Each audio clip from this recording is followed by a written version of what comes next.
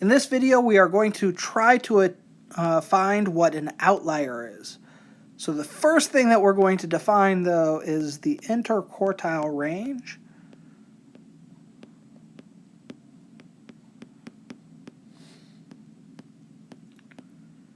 We've heard the term range before. The range for a data set is the difference between the largest value and the smallest value, right? So it's the maximum minus the minimum.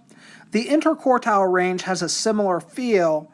It's going to be our third quartile minus our first quartile, right? So it's our largest quartile minus our smallest quartile. That's the interquartile range, right? So in a box plot, that's really the length of the box.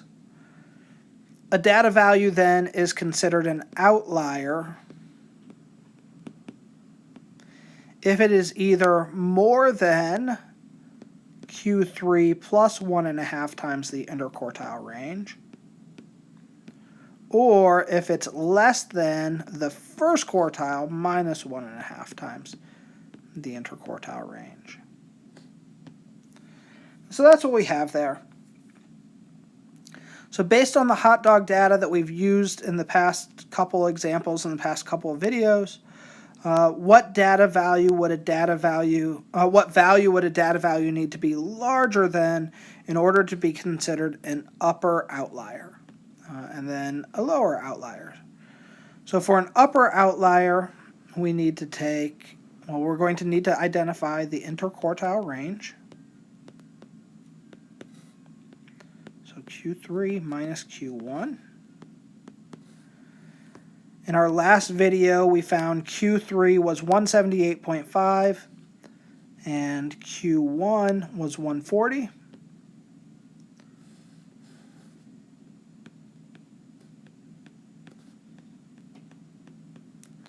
So our interquartile range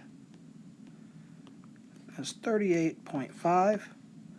So for an upper outlier, we start with Q3 and then we add 1.5 times the interquartile range.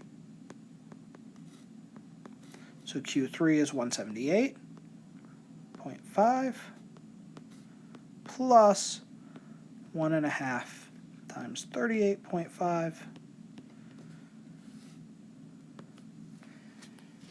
And when we calculate that, 178.5, we get 236.25.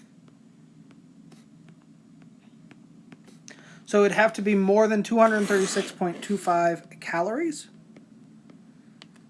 For the lower outlier, we take Q1 minus 1.5 times the interquartile range. Notice the change here. We don't use Q3 anymore. We now use Q1 for the lower end.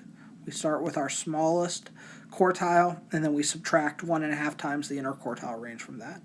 So we're going to take 140 minus 1.5 times 38.5.